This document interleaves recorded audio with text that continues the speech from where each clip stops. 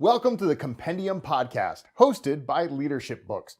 In just moments, our host, Michael Stickler, will be joining us with a very special guest. Before we get started, I would like to introduce you to Michael. He's a 4-time best-selling author, philanthropist, publisher, and highly sought-after conference speaker. His passion is to see life-changing books find their audience. Books that will change your life, change your business, and change your soul. And he specializes in helping authors and business owners achieve publishing success. Won't you please welcome Michael Stickler? Hi, Ron. Thank you so much for the great introduction. Yes, I'm Mike Stickler, and this is another episode of the Compendium Podcast. We have a pretty incredible coach and author on, Michael Dill. He's come to share with each of you just what coaching and leadership really means. Now, Michael's a pretty experienced guy. He's known as Coach Michael, and he's an award-winning certified business coach. He's a professional speaker and trainer.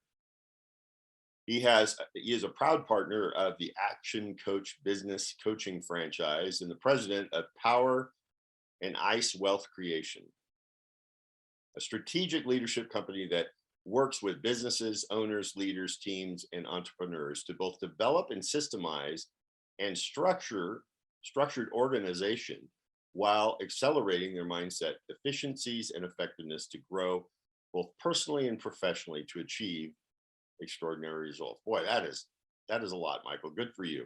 He is a recipient of the Action Coach 2016 and 2020 Action Man Award for Excellence, as well as coached the Action Coach 2016 Young Entrepreneur of the Year Award. Wow. And you're really helping us bring up the young men and women. Good for you. Michael brings more than 40 years of business and entrepreneurial experience in his leadership, team training, and mentoring practice. He has served in the restaurant industry as well as in the financial and consulting professions. His years of experience serving in those various industries have molded him in the mastery of developing highly efficient teams. And of course, his book, Knock It Out of the Park Leadership. Since 2012, Michael has coached hundreds of business owners to achieve their goals and to take their business to the next level. His clients report a 26% average increase over a one-year growth through improvement in sales, marketing, team development, and efficient systems. His practical business experience coupled with a track record of success make him an invaluable resource for your business, for both business owners and for professionals. Michael Dill, welcome to the Compendium Podcast. Thank you. Now, your book, Knock It Out of the Park Leadership, it's quite a statement. And as you and I were prepping for this, you've got some great insights. Tell us a little bit first about what the big idea of your book is. Big idea of the book is leadership, first of all, takes a tremendous amount of personal ownership on oneself. And leadership also takes into vulnerabilities. The idea is, I believe a lot of times when people look at leaders, they see this nice, shiny person that has their act together and is invulnerable. But yet those leaders, nobody knows that path that took them to get there. So Knock It Out of the Park leadership is not only to find yourself that you can be a great leader, but realize your vulnerabilities and your weaknesses could actually become a strength, because that's where the source of inspiration and strength and growth comes from. And when we go through that, that's what we can always go back to, knowing that we've been through the tough times, that these times are easy and we could be a mentor for anybody, anywhere, anytime. So is it just through the challenging times that develops leaders, or is it really the day-to-day, or is it both? Help us understand that. Oh, it's both, but it's the day-to-day, how we show up. 2020, Michael, was a very interesting year for all of us. But how we chose to show up day in and day out as an individual, as a leader, as a personality, as a father, as a brother, as a spouse, as a team member, how we decided to show up throughout the noise and focus our intentions on what serve us, our family, our organization, our team, and our clients, when the focus goes where to how can I be my best, to give my best, all the other stuff doesn't matter. And that's where this book really goes and starts. So okay, so that's the big picture. Talk to us about the aha moments, the elements of what a leader needs to know. Well, something very interesting happened a long time ago. The first year of my business, Michael, I lost a brother to suicide, Mm. and it really unraveled me. Oh, I bet. And to the point that I was an absolute positive mess. And I was in a coaching call with a group, and they asked me what I felt like expressing, and unfortunately, everything that was negative came out. Yeah. And this other coach and myself took an offshoot call. And she asked me a question, which was a big aha for me. She goes, "Do you feel you have to be strong and powerful for your family in this time of need?" I said, "Yes." She goes, "Do you feel you can be vulnerable and authentic at this time?" I'm like, "No." She goes, "So you could only be proud and strong or vulnerable and authentic. You can't be both at the same time." I'm like, "No," because I thought vulnerability was a weakness. I really did. Sure. And when she goes, "What about being strong and powerful and vulnerable and authentic?" So people can see that they can actually relate to you, because a lot of people go through tough times. And if you're all bright and shiny and strong, how can they possibly relate to you? And that was an aha for me, because when you share your vulnerabilities with somebody that's going through something that you've gone through, and they see that you're successful and you've got a very strong mindset, they realize it's possible. And also they realize you're the person that could help them get there. And that was really big for me early on.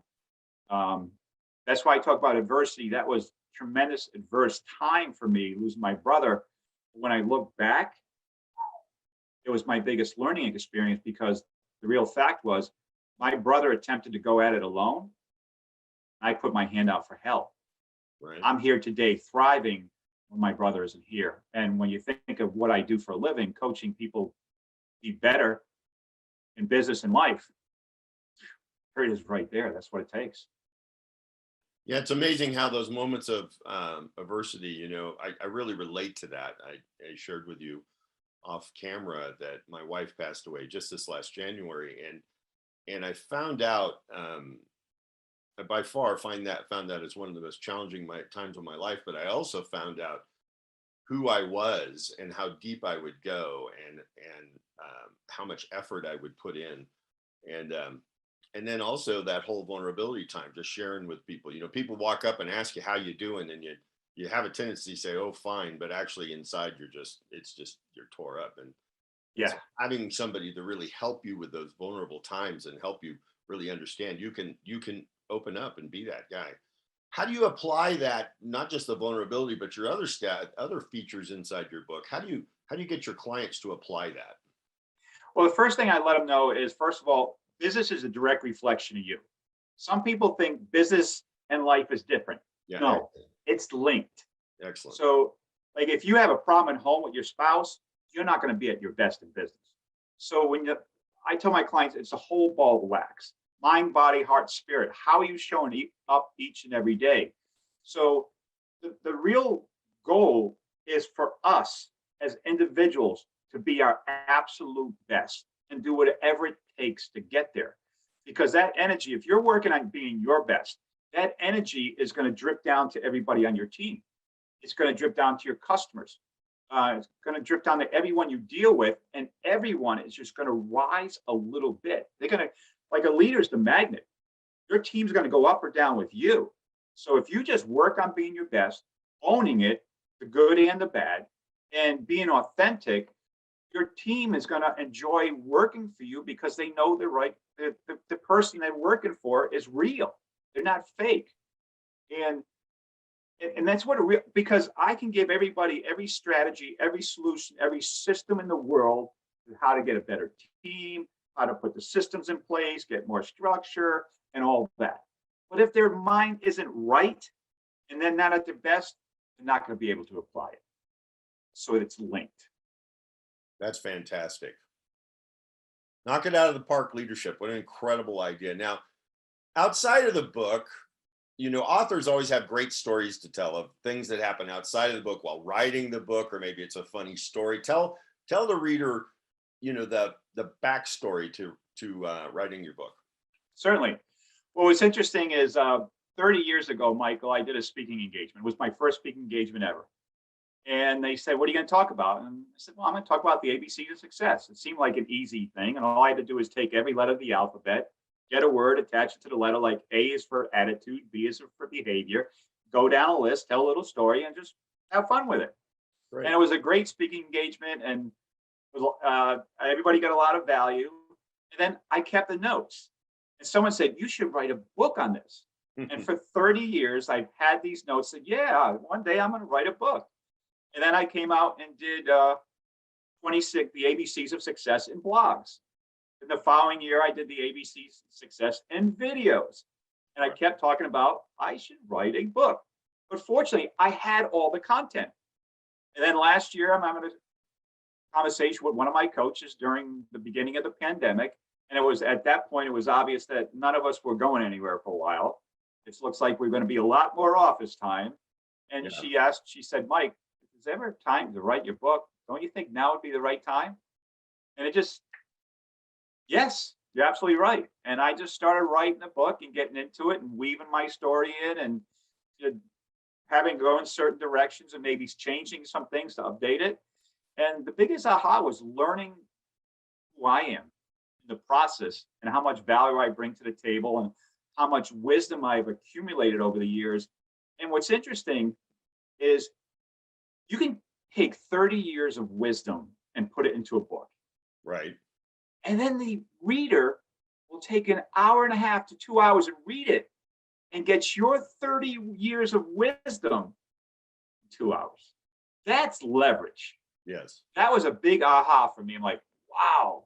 Like when I take a book off a shelf and I read that, get all these ideas and apply them and master them and such, that's all their years of knowledge and all the books they've read and everything they've learned. In 2 hours, I can pick that stuff up. That's pretty valuable stuff. It is. It is. And when ultimately you have a conversation with the reader of your book, maybe he's a CEO or he has a small business, your conversation is a completely different kind of conversation than trying to start from the top. This is who I am. This is what I do. They already are convinced that what you have is what they need. Absolutely. Yeah. So tell us, speaking of that, tell us a little bit about your coaching practice and where do you go from here? Well, the coaching practice, I have one criteria, Michael. I coach sole practitioners. Mm-hmm. I coach leadership teams, large organizations, but there's one criteria. The person has to be ready to be coached. They have to be ready to show the vulnerabilities. They have to be ready to say, coach, I don't know it all. I can't see my blind spots. Right. I need someone to guide me. And so I'm yours. Show me the way. And when I have someone like that, I guarantee it, actually, that we'll rock it. We'll get results. So getting results from my clients is, believe it or not a concern of mine. We're going to get results. Because if I ask them questions and all of a sudden they have this epiphany that's been there all along, and all of a sudden they realize it, and then they said, well, what do you think we should do? And I said, well, what do you think about this? And now they get some insight of the next step and how they need to shift. And then they own it and embrace it and apply it and master it. It's impossible not to grow. And then as a leader becomes more of himself and shows that he's invested in himself, what person would not want to work for an owner or a leader of an organization that's investing in themselves? Right. To be their best, to filter and drip that stuff down to them. So the team will look like that's leverage. He can be coached, he can learn, and we can learn from him. So essentially, it comes down to the person, not necessarily the size of the organization. But honestly, larger organization, the more moving parts, the more challenges, it's more fun for me. Because I'm unbiased, I can look at it objectively, I can let them know exactly where they need to go and what to do. And I'm coaching an organization now. I coach the 2 partners and I coach all the leadership personnel. So everybody's getting a good dose, and it's great when you're really getting different insight. You get that trust and you start building up all leaders, and it makes the whole organization just sing in a good way. Fantastic. Michael Dill, what a great contribution you are making to the world and to this podcast. I appreciate it so much. You can get Michael Dill's book, Knock It Out of the Park Leadership, right here. Just click on the link below, and we'll be happy to get you a copy that will really make a difference in your life and your business. And I appreciate you, Michael Dill, for all that you're doing to help all of us grow and move forward. Thank you so much. Thank you so much, Michael. It's been a pleasure and an honor. The next Compendium podcast will be aired next Monday. Please watch for it. We're going to have another incredible guest that's making a difference in the world around him. Until that time, may God bless each and every one of you. All right, we're out. Good. Is that good? Yeah, it was perfect. In fact, you're so engaging. I kept finding myself looking down at the screen, which I was. So I had to close the laptop. So good job. Thank you. I have a YouTube page. I do Monday Morning with Coach Michael. So I learned, Michael, a long time ago. You're familiar with Tony Robbins? Oh, sure. And I went to a seminar 30 years ago, and he got up on stage and he goes, "Okay, everybody close their eyes." And there's 6,000 people. Right. And everyone closed their eyes. And of course, me being the seeker of truth, I'm like, whoa, this guy's got 6,000 people in the palm of his hands, directing them where he wants them to go. I said, I'm gonna learn how to do that. Yeah. And I always tell a speaker, they get, these people are in the audience on their phones and stuff. I said, your fault. When I'm speaking, they won't be on their phones. Right. That's good. It's a little side note, funny note. I went to high school with Tony Robbins. He was nothing like the man he is today. I'm sure. He's a kid, but I just found it was interesting. I before I got into the publishing world, I was in agriculture, and when I came out of agriculture industry and I started into some of the other things that I do as an entrepreneur, he came onto my radar, and I'm like, oh my goodness, look at where this guy's gone. So yeah, pretty incredible guy. I really so much agree with you. Do you know what we do at, let me turn the recording off real quick. I sometimes forget to do that. Thank you for joining us for today's broadcast. I do hope you enjoyed it as much as I did. And be sure to visit us online at leadershipbooks.store. There you'll find the works of some of the finest thought leaders today. And be sure to tune in here each week to gain even deeper insights from one of those leaders on the Compendium Podcast.